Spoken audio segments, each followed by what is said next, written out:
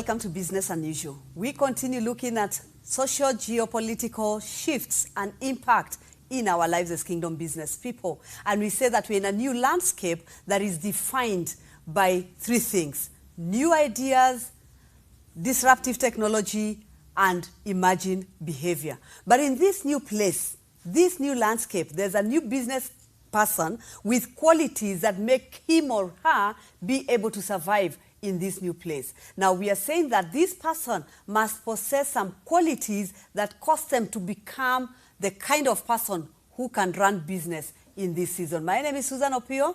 And my name is Charles Opiyo. Now, we continue looking at the qualities of the kingdom business person that we are talking about. And of course, we are talking about the ability to master complexity. We've already dealt with that. And I hope you can go back and watch that series. Now, we talked about system thinking. We talked about scenario planning. We talked about predictive modeling. Now, we want to start looking at three things that complete these qualities of a kingdom business person. And I think it's good to start with collaboration. Collaboration. Now, collaboration is a new word in this environment, because in the past we've not been taught about collaboration, we've been taught about competition. One word that is missing in our list is competition. Okay, yes, we don't have that. We don't have that. That's not a quality for this season. It's not a quality at all in this new environment. Because collaboration, you see, competition has even created very useless organizations.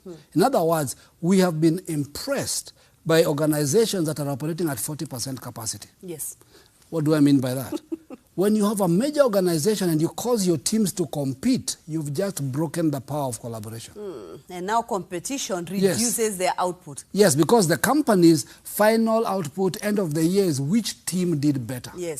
That kills collaboration. So you affect their productivity when we bring in competition. Collaboration, when you talk about collaboration, giving an example, when you talk about when you go to the beach, at the shore, you find competition. Of course. Competing on who will, you know, when the waves are coming.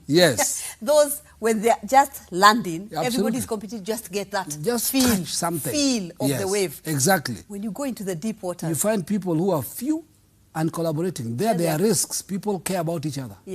Things in the deep, things are different. You actually care about, that's a very powerful quality. You care about others. In the deep, you warn each other, you query each other, you give each other experiences. And when you're going into the deep, you always look at the others and like, are we together? Are we still doing this together? That's a picture. Collaboration. So collaboration becomes key.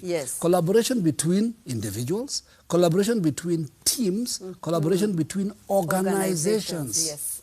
Because that's one thing we've never taught. Because, listen, the reason some of the major technologies in the world are ahead of governments is collaboration.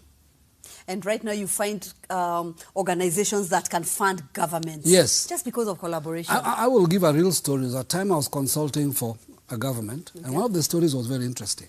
That their problem is that they wanted to enter something called the e-government status. E-government is when all government systems are working together. But each government department had procured different technologies from different vendors. Yet it's one government. They never thought about a day would come when they would need to interface between each other. Now we had to provide a new technology that literally caused all of them to talk. In that sense. We literally had to develop what is called API, Application Protocol Interfaces, that makes people interface between two systems that would be different, but they now need a collaborating point where they can share relevant information that each needs. I think that's what we talked about. We've been talking about the difference between analog and digital mentalities, and that is one of them. Where you come and say, this is our ministry, that's my docket, therefore I have my own technology of how we run. But in my acquiring this technology, I did think that a time will come when it will make a demand for 4 dockets to talk. And when the, you know, we have political leaders. They wake up tomorrow and swap ministries. They wake up tomorrow and merge ministries. Then we have chaos. Simply because collaboration was never defined. And when we talk about collaboration, we are talking about the process of 2 or more people or organizations working together to complete a task. Not to compete, to complete a task.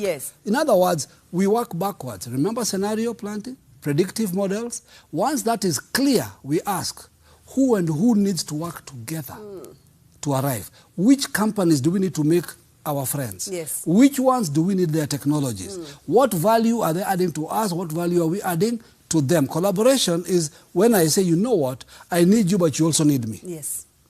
Actually, it's that coming to a place of acknowledgement. Yes. I know what I'm doing, and there are times you ask yourself, this is what I'm doing. Why do I need to reinvent the wheel when organization B has exactly what we need at this point in time? In fact, you can merge. Lack of collaboration creates wastage. Because you're struggling and delaying a model when somebody has a solution. So you're wasting both resources and time. Absolutely. Yeah. And we came from a place of secretiveness. Remember the days when your phone number can't be given out? Yes. Nowadays, it is the most obvious thing. In fact, everybody knows your number. I think every time you walk into a place, the first thing you give at the entrance is your phone number. Simple. And there's somebody who still feels like, if your analog mentality is like, no, don't give my phone number. Yet... You know, I've always laughed about that argument. Yeah. Why should I give my phone number? Why should I give my ID number? Listen, they're not yours. Okay. They were issued to you by an organization that has them. They're not your secrets. You didn't invent them. Somebody gave them to you. Yeah. So it's not yours. But I think coming to that place when we are talking about digital world. Yes. When we are saying in this world, there's no secret when it comes to your phone number. There's nothing. Actually, the only thing that is secret in the digital world is your PIN. And even that is not secret. Not anymore. You know, the sense is that it is secret to you. You have to trust the organization that developed it, that they created a system where even they don't know it. So that's what we are saying, that the only thing you can say it's your secret is your PIN number. That's Anything else, any other document is out there. It's only your PIN number you're being told. When you're putting your PIN number, you are alone. Don't show somebody that one is there. But your ID is being asked everywhere you go. You want to travel, you have to give your ID. Let me tell you what your PIN really does. Your PIN just tells you to confirm that the you they know is you. Yes. It's nothing else. The you that fills the In other words, they have a you that you're claiming to be. So your PIN is the confirmation that that is you.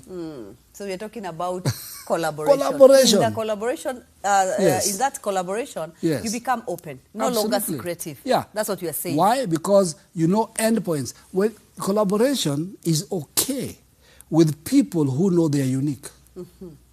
Collaboration is a problem with copycats. Oh, yes. If you know this is my own creation, I came up with added this value idea, to it. Yes. I mean, that means you can come up and say... I can collaborate, I'm not scared. But if I copy it from somewhere... Exactly. Now, we are talking to the kingdom business people, and we are saying, look at your business and ask yourself, how secretive are you? Yes. Is it because it was copied, or you feel you're in a season where somebody else can take and run with it? Exactly. If it is yours, it cannot go anywhere. And if your secrets are easy to steal, are they really secrets?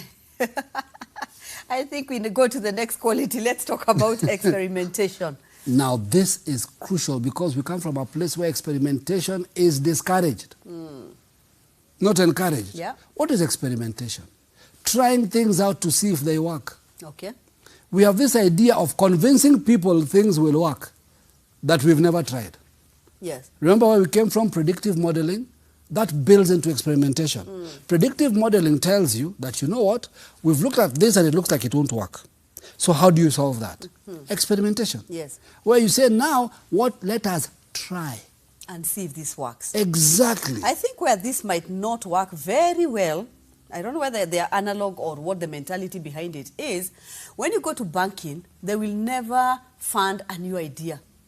There's no experimentation department that says, by listening to this person, your own team tells you this will work out. Let me tell you, banks don't fund ideas. I know you thought they did. Yes. No. Banks sell money. They want to see if your idea is worth it.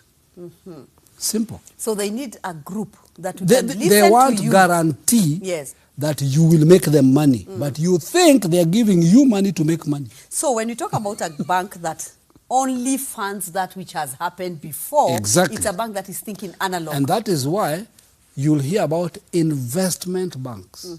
If you meet the people in investment banks, they have the ability to fund ideas. They can see the future. They can listen to you and say, this thing is new. This is disruptive. Because a lot of the money placed in investment banks were placed by people whose ideas were proven and they know how ideas are made. so they believe in the future. Exactly. When they hear you, they can tell you there's a future you're trying to work out. Exactly. And that future is wonderful, and I want to be part of it. That's it. Now, when you're talking about experimentation, yes, we are saying that experiments provide insight into cause and effect by demonstrating what outcome occurs when a particular factor is manipulated. Yes. That's what you're saying about experimentation. That's experimentation. Yes. Because experimentation is not a simple trial and error.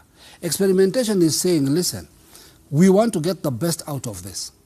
To get the best out of this, we have to try things that are outside our comfort zone. Oh, yes. Things that we have not seen with our eyes. Exactly. But there's something, you know, when you say there's something inside of me that tells me exactly. this will work out. Absolutely. Prediction. And sometimes it doesn't.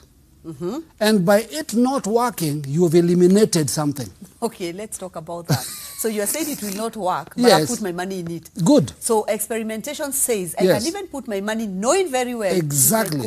Yes, it can go, but in that process of that mistake working, something else is discovered. Now that's why it's important. See, many times, many of the inventions we are great about today, and one day we'll dedicate a different show to that, came out of a mistake of another experiment. In other words, they're experimenting for something else. They discovered in the process something else. Different. And that thing became the solution. So there's nobody who sat down and invented that thing. Yes. It came almost by accident.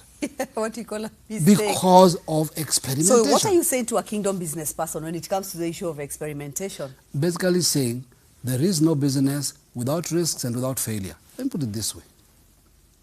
Failure is not your enemy unless you stop at it. Okay. That's when it's your enemy. Yeah. But failure is the best way to learn how to eliminate processes. So experimentation is where you sit down and say, there are chances I could lose money on this. That's experimentation. Okay. If you want guarantees, you're not experimenting. Yes. You know, I'll put money in this. How sure are you we will make? I am not. That's a question of many financiers. Yes. How sure are you this I'll get my money back? I am not sure. I think that's the best answer. Yeah, I am not. Yes. We are going to try this. If it fails, we lost money and we learned something. If it works, but that does not mean foolishness, no. It means you've seen the parameters look possible. Yes. Your experiment to prove for yourself. That's why nowadays there's another time you'll keep hearing proof of concept. Proof of concept. Yes. That is the result of what? Experimentation. Yes. You cannot get a proof of concept if you've not experimented. So proof of concept, that is why even the best companies nowadays will give you what is called the light version of something. Yes. Yeah, say for free. Yes. Try it. Give us your response. Come and tell us. Give us a feedback, meaning a wise company is even saying yes. they're using the public. Exactly. You're not going to employ people to come and sit here and tell us no, of use course. the public. Yes. The real users of this product. Let me tell you, the future landscape is a landscape of primary experimentation. Get that into your head. You're going to experiment every day. You're going yes. to try things. You have to become that person who tries things. Listen, let's take any field. Let's take food. Okay. Who is a chef? An experimenter. Comes up with something new, but they fail.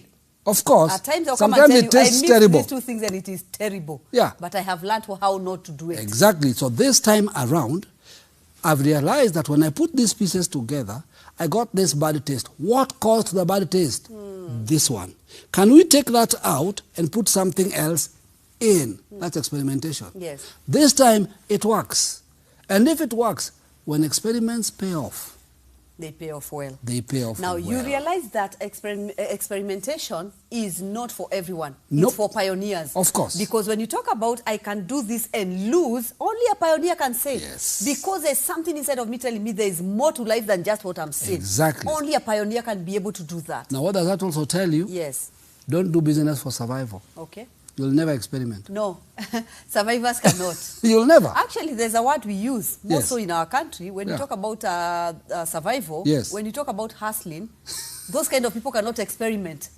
Okay, let me give you the dictionary term for hustle. One who tries to take advantage of others. Okay. That's a hustler. Yeah. Simple. We try to change the meaning and say to hustle is to work hard. No, it isn't. Yes.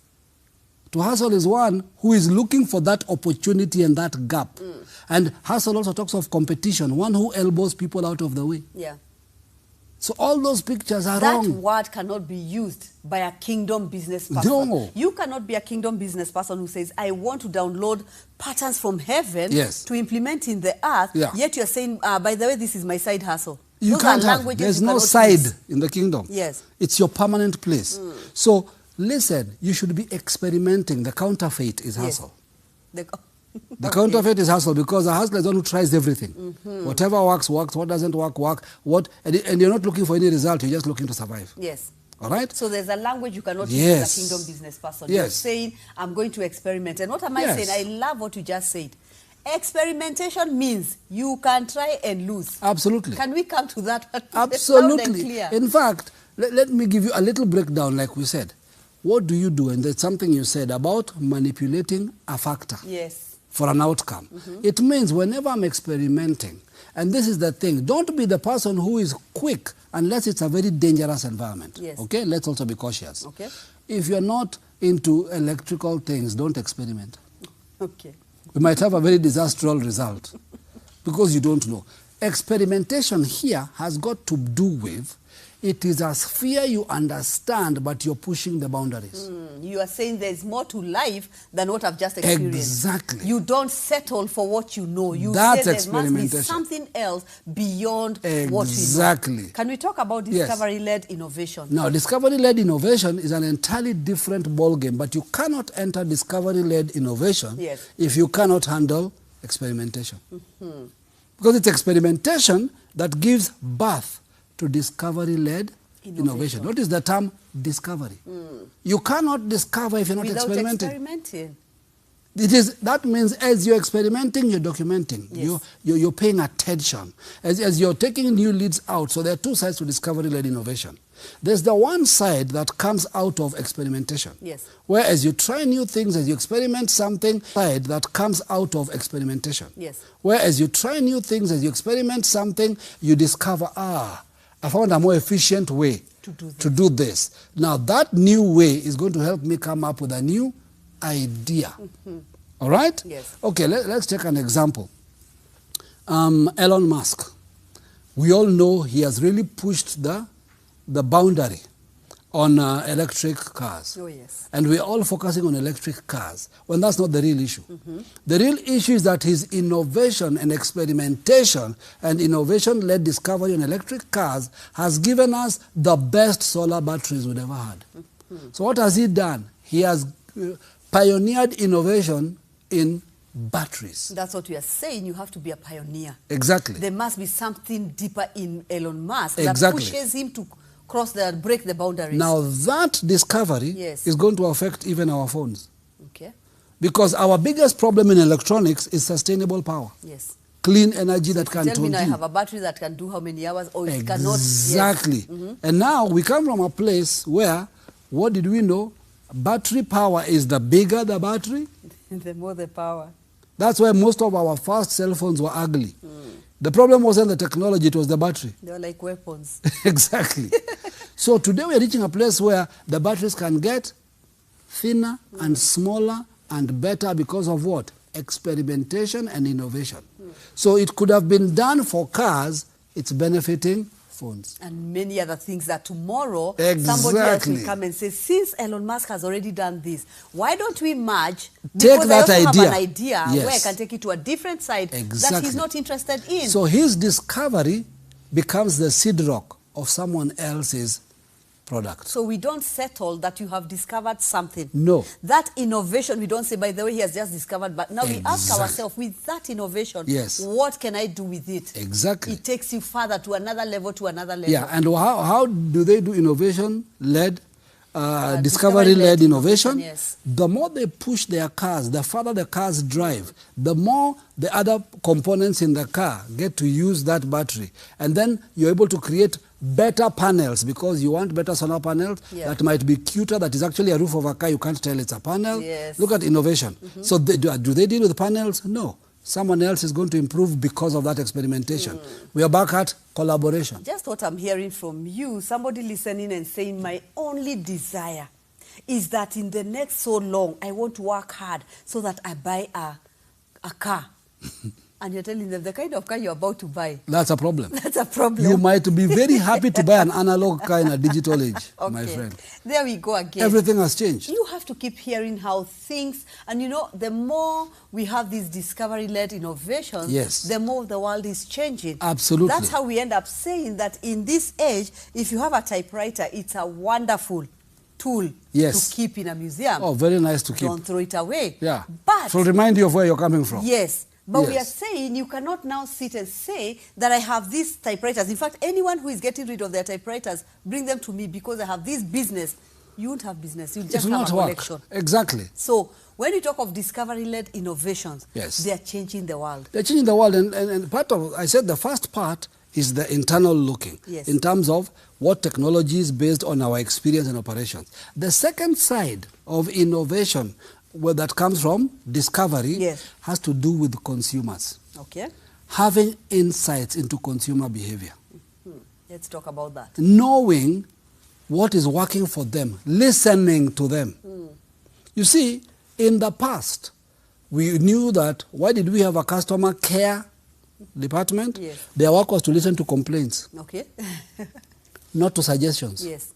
Complaints. Call me when there's something wrong with our product. Exactly. Oh. And their first job was to defend the product. Yes, definitely. Even if it is wrong. Mm-hmm. And to make you feel good about yourself. Yes. No matter what. And to make you really feel they care. Customer? Care. Care. Mm. That's not a solution. We care about the customer. And we, like you're saying, I yes, know that. Every time we call the customer care line, yeah, 90% of the time we are complaining about something. Yes. The question is, can I go back to this complaint, go 4 years down the line and ask yourself, is the same complaint coming back exactly 4 years later? Now. Meaning, what are we doing yes, about the customer care calls? So here is where we are going, all right, to the consumer side. Yes. Where encourage the customer care person to keep record of the complaints, not to hide them. Mm. Okay.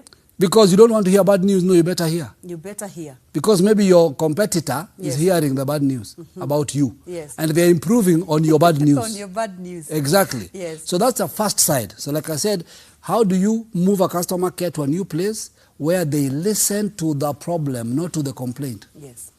All right? Can we talk about that again? Yes. Let's go back to that statement. Yeah. You're listening to the problem, not the complaint. Yes. The person may be angry, they may be emotional, they may be offended, they may have all sorts of issues. You don't know what that is, but go deeper and hear. What's the problem? What is the problem? Is it technical?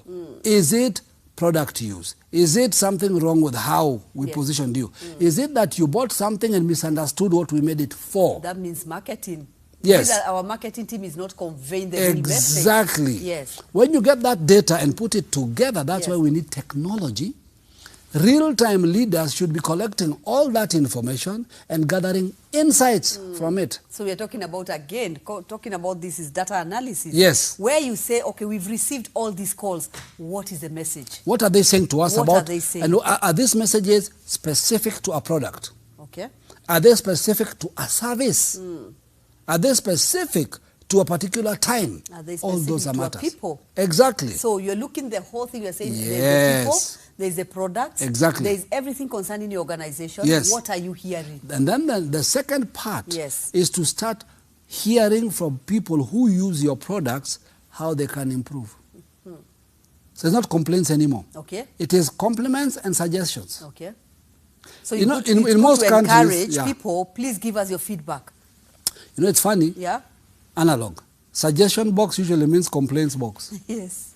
It never actually means suggestion and box. The question is, when we talk about a suggestion box, you know, analog is analog. When you talk about a suggestion box, the person opening and reading those, you're complaining about them. Yes. This is your department. Of course, they will not pass it on. that person is going to do that? That's no. why we're talking about analog versus yes, digital. Absolutely. A digital world yes, run by analog, we are going nowhere. So what is happening? We have a product, it is good, it is doing well. Yes. But we want it to improve. Yes. So what are we doing? We are listening to the complaints.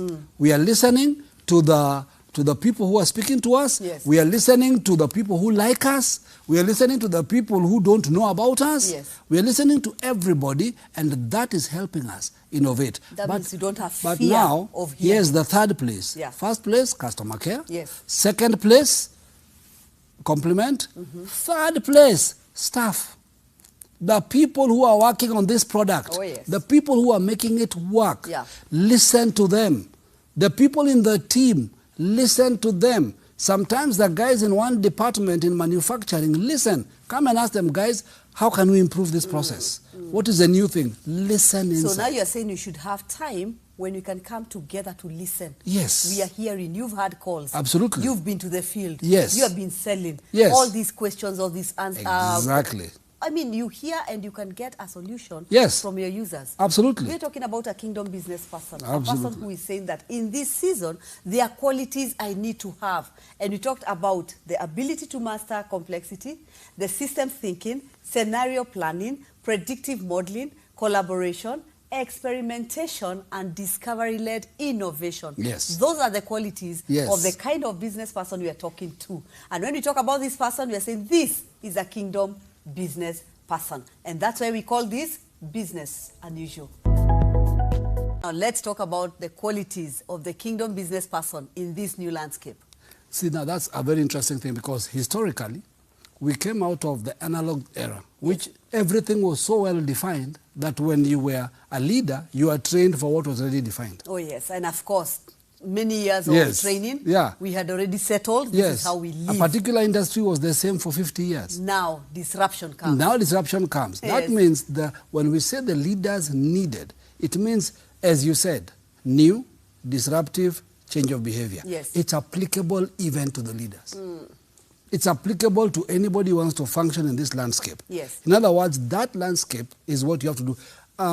You know, it's interesting that when we talk about one of the greatest inventors, yes. one of the statements he made, which was very Albert Einstein, he said, the significant problems we've created at this level of thinking cannot be solved by the same level of thinking that created them. That means we are talking about the same thing. Yes. When you look at the analog, the problems you're facing today yes. cannot be solved with analog mentality. Yeah, the thinking that caused this cannot change this. So we something has to come that is so disruptive. Yes. So a lot of the things we're going to talk about today are a collection both of different emerging leaders, thinking systems. As the world has begun to grapple with the shifts and the problems they have, they've come to some realities, to some conclusions, to some anticipations. And that has formed some of the things we're going to discuss here. What is interesting, though, to note is that a lot of the ideas and concepts we're about to talk about, even though they are real case, and you're going to start hearing those terms more and more, it is important to note just how parallel they are to spiritual qualities. Yep. The world has come full circle.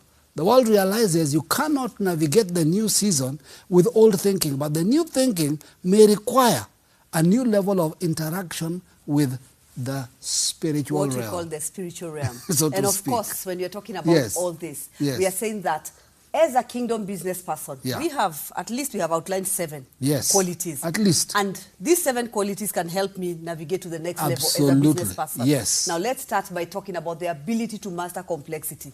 Now this is not a very common process in the church. Yes. Complexity is not our zone. Yeah. We engage complexity, we throw it into the superstitious and into the devil. In other words, if we don't understand it, it's evil. Yes. If we can't decode it, it's the devil. And the church will find this a quality hard to grasp. Yes. Because like what you're saying, when it comes to the church, we don't engage complexity matters. No. We don't engage. Yes. Yet we know God is complex. Absolutely. Yet simple, yes, but Creation is complex. Creation is complex. Yes. But we don't want to engage complex matters. Exactly. We don't want to engage. We don't want to process. To engage a complex matter, you must be able to have discernment. Our understanding, I said, complexity, the ability to have discernment. The discernment church knows is how to discern evil. Not discern no. For the current what processes. we call discerning of spirit is looking for the devil. Yes. We don't understand that discerning of spirit is the ability to bring out a quality, to know of what quality is this. I like what you started by saying, that yes. when you hear the qualities we're talking about, yes. which are applicable both to the government, if you talk about government, to the kingdom business person, to leaders in every level, we're talking about when we say, for example, discernment. Absolutely. The church might think we're talking about discernment of the spiritual realm, how to work with the enemy, but we are saying, no, as a government leader, you need to have discernment. Absolutely. As a school teacher, you need to have a discernment. And so the level of complexity we're dealing with is a scenario like we can take Daniel, we can take Joseph. What was coming up was complex. The Bible says that the Nebuchadnezzar had a dream. Okay? Then he says, tell me my dream and tell me the meaning.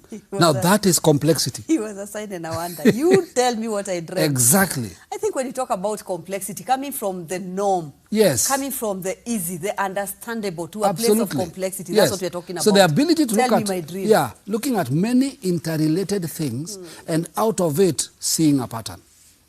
So you don't sit today and say, you know, I can see there's something, an election happening in the US and China rioting, and what this is rioting, what does that got to do with me? God is good. I'm in Africa.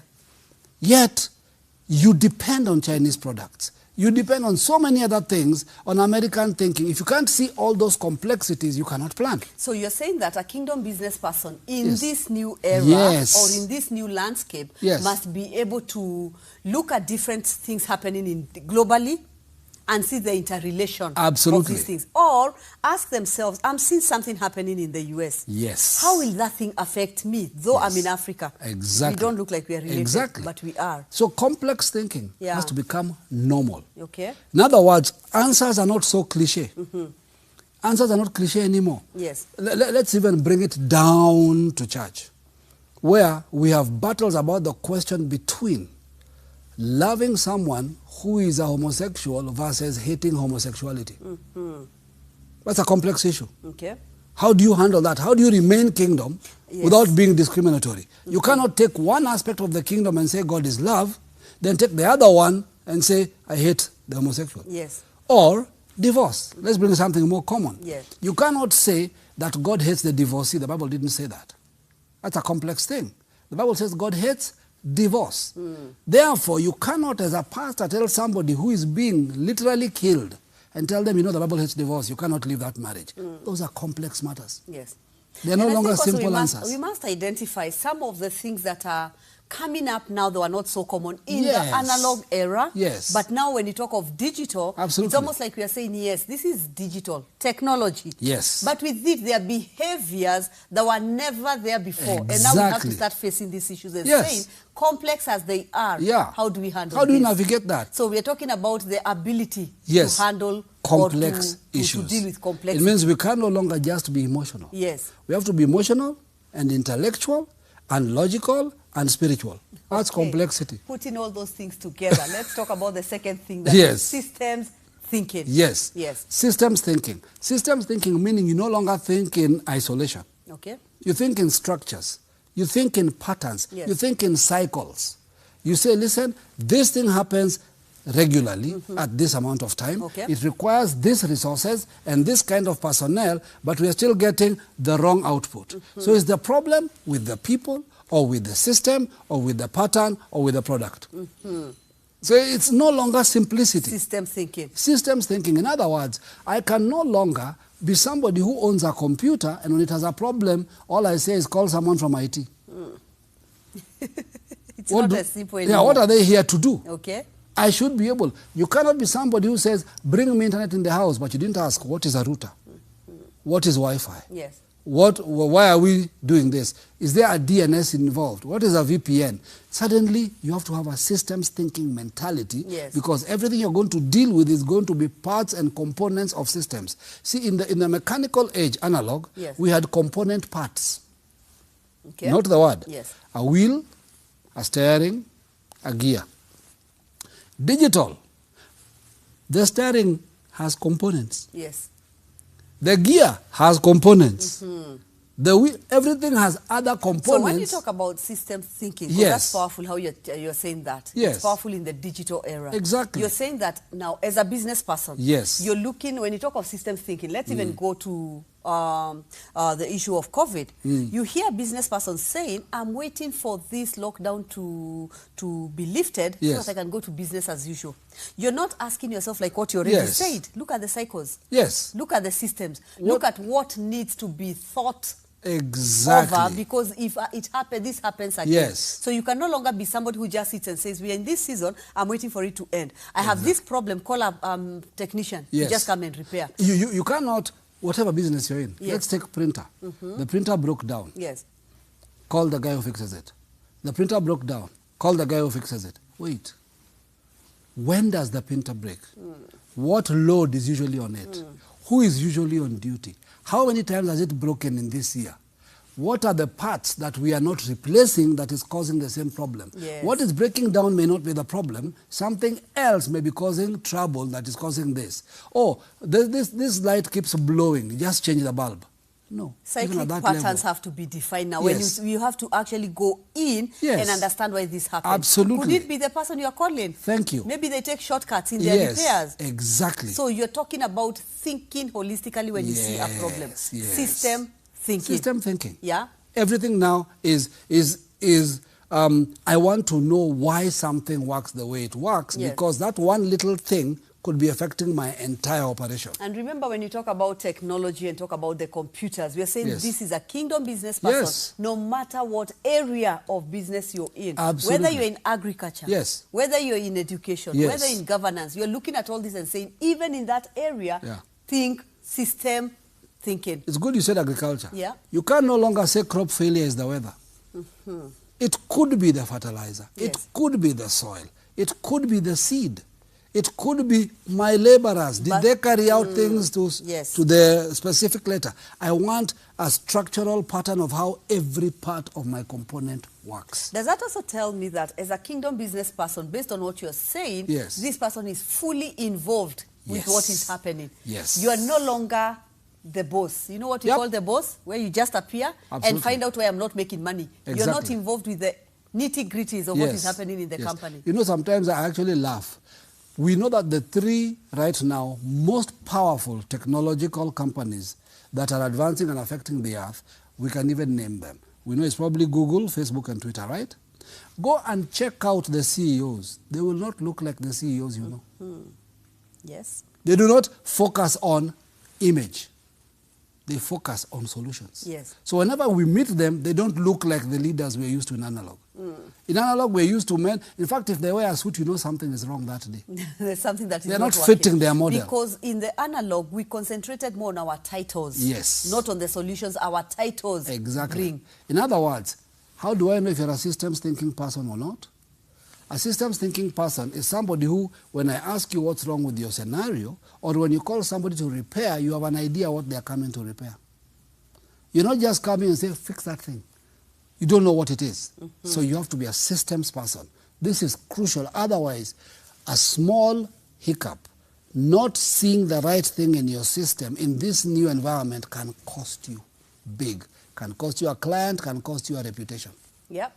Just because you're not seeing the system. So we are talking about qualities of a leader in this new season. We're talking about the ability to master complexity. We are talking about systems thinking. Let's talk about scenario planning. Scenario planning. Now that is interesting. You know, again, we must remember all these concepts had a different meaning in the analog era. So we are actually, it's like a redefinition. Yes. So you don't hear a word and say scenario planning, we know what that is. Of course, also known as strategizing under uncertainty. That is scenario planning. Now, in fact, that's the key. Yes. The scenario planning we are talking about is strategizing under uncertainty. That's interesting. In the past, scenario planning is from a well-defined environment. We tell you, you know what, we are going to have this event on this date. So, plan. But in this model, we are saying, we don't know what the outcome will look like. There are possibilities. So when you plan, you must plan with anticipation of changes. With anticipation of adjustment. With anticipation that, yes, this is what we are thinking, but with our planning, we've planned for scenario A, B, and C. So you're saying that when you talk about an analog mentality, this is a person who would rather the predictability of the current than the uncertainty of the future. Absolutely. I would rather sit here and tell you, listen, I don't want all those complexities you're bringing.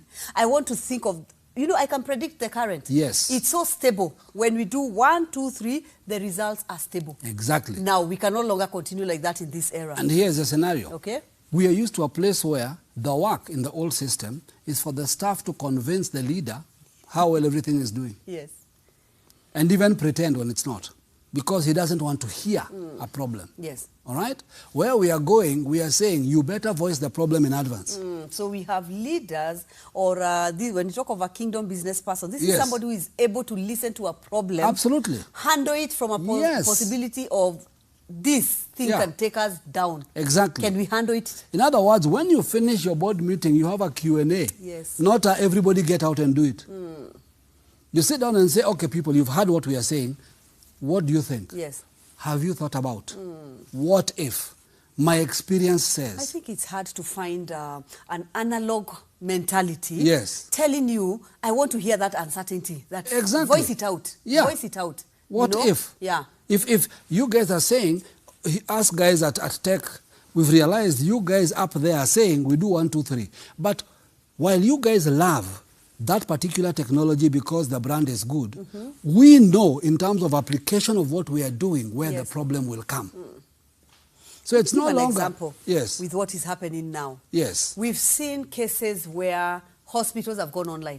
Thank you. Where a doctor tells you, call me. Yes. Let's talk on video and I will assess you on video. Yes. Now, can you imagine this IT young person telling an analog MD that, my friend, we can call people and give them their prescriptions online. They don't have to come. Yes. But by looking, you can see this case needs to come in. Thank you. Now, do you realize an analog will be like, okay, at what point did doctors start treating online? But it's happening. There you go. It is. Even in our country today, there it's you happening. Go. And you can start arguing and saying, you guys are not doing enough work. There's nobody coming.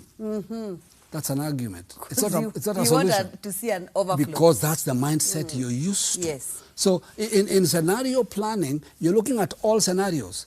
You're planning for if things are perfect. Yes. You are planning of if things don't work. Again, we are back to Joseph. Joseph is a perfect picture of these models. He had a scenario planned out. Okay. He says, listen, there will be uncertain future. Nobody knows if it's true. This is Joseph's word. Yes. Pharaoh had to choose, do I believe this man? Absolutely. And work with his uncertainty? Yeah. Your dream, your cows are a harvest. Okay. Explain. That's what he's saying. Pharaoh believed him. Yes. So what do? Let's plan for the scenario. Now, how do we know Joseph planned for the scenario? Okay. Most of us limit Joseph's story to 7 years of plenty and 7 years of famine. But if you continue to read, the Bible says the famine stayed. It didn't end when it was expected. Okay. And what happened? Joseph had to enter a new strategy. Yes. The Bible says money ran out. He had planned for that strategy. He had to think beyond that. He had already planned for that strategy. So that's what we're talking about, that you don't go with your plan and say, this is what we have We planned. know. This is the end point. Up to this point, we know. Yes. And we expect things to change. Let's plan for the unknown. Things might not change. Yes. Things might not change. Let's plan for the unknown. Right now, we are saying we might have a vaccine in the next 1 year or 2 years. Exactly. What if we don't? What if we don't? We are planning ahead. Yes. We are seeing ahead. Take something as simple as event planning. Okay. Scenario planning. Check Google weather. Yes. Scenario planning. And then say, Google has said there will be sun. What if it rains? Scenario planning. And like you're saying, we are checking everything. We are getting involved and saying, I want to be involved with this. Absolutely. Yeah. Absolutely. So that I am ready for that future, whichever way it switches. Okay. In other words, I have a plan that will work. Yes. And I have a contingency plan if things don't work. Yes. That is what we call scenario planning. Okay. Now, if you don't understand the concept of scenario planning, going into the things that you need to do, you'll find yourself stuck in a particular scenario. Let's talk about predictive modeling. Predictive modeling. Now, predictive modeling is this. When you are building a scenario, many of the things we are saying kind of build on each other if you've been paying attention. Yes. From complex thinking to systems thinking to scenario planning. Now we're talking about predictive modeling. Yes. Predictive modeling means this. Once I have planned the scenario, how are we supposed to operate in that scenario? We usually call it simulation. Predictive planning is, for example, let me bring it down to the ground, rehearsing an event. Say you have a wedding. You've planned the scenarios, weather, all those things, all the complexities. You have to rehearse that. Now I'm bringing it down.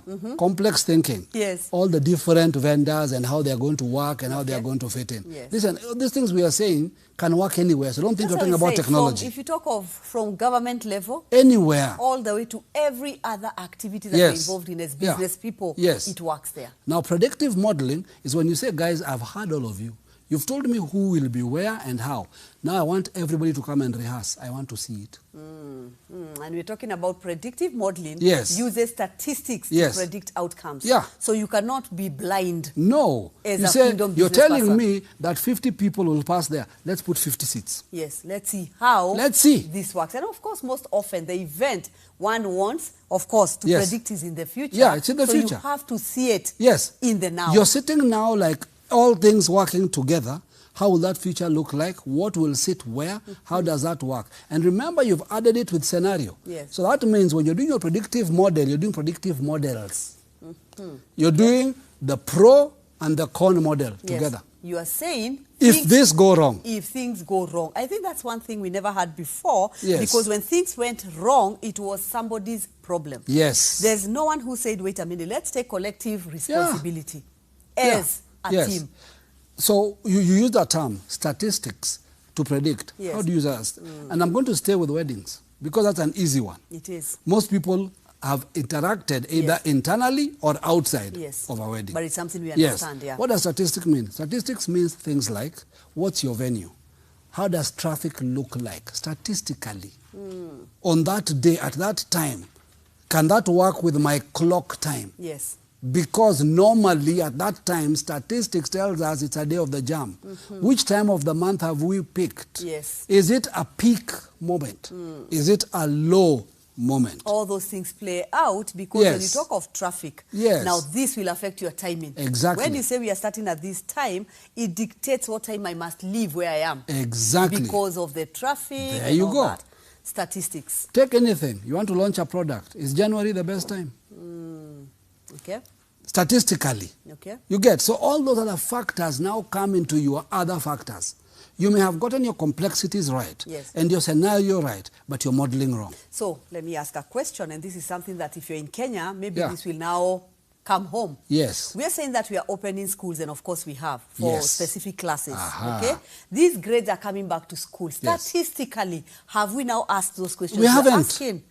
Are we saying that statistically, we are saying 6 months for them to sit for the exam? Absolutely. Based on where they are coming from, have we asked ourselves, are we giving them enough time in case some of these people have lost their parents, their siblings? There you go. Based on this COVID season. You see, this is the problem. The problem, analog versus digital. Here we are again. Most of the people who've pushed for the reopening are thinking analog. Yes. And you know the arguments, we are losing money, the economy is going down, we are losing school time. Now let's use the models we've used so far from a digital mindset to query that scenario. Query number one, they're graduating to go where? In a world where everything right now is calm, shut. We don't know. So that we plan, we prepare for the future. Remember why we said you need to have complex thinking? Yes. You need to ask that now that we are pushing them out to fulfill what? Yes. Because where they're out to, the whole world has slowed down. Yes. All the places want them to go next. So we are creating a future problem. But we don't want to deal with it now. Where right now, this person feels that I am a student. Thank you. In their minds, we are taken care of. Yes. Because there's a school somewhere I need to go, there's a parent ABC. There you then go. You tell them, in the next 6 months, I'm kicking you out there. Then. In a landscape that has not been defined. At all. Based on so COVID. What am I preparing you for? Failure. Shouldn't I be changing what I'm educating you for? So leave alone going back to education. The question now comes, we have 6 months for some of the grades to sit for the exam. Yes. Isn't it, based on now thinking about complexities, isn't it wiser to prepare them for a future, even though you're going to sit for your exam? Yes. Sit for it, that's okay. Yes. But I'm also now adding something that was not there before. Yes. Remember we said, when you talk about uncertainty, yes. we have to come now with new strategies. Yes. Now, is it possible we train them for something that they might face? We are already projecting the future. Here is the problem. I am doubtful that when this meeting was discussed, that the stakeholders were thinking of the future. They were thinking of loss of revenue. They were thinking of going back to normal, whatever that means. Yes.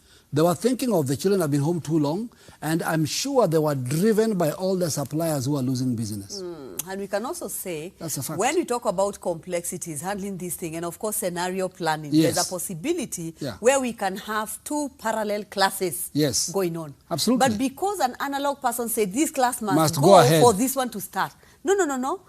Because of COVID, this thing came unplanned. Now we have to think outside our normal thinking. Have we also proven that their being present will improve their chances of passing?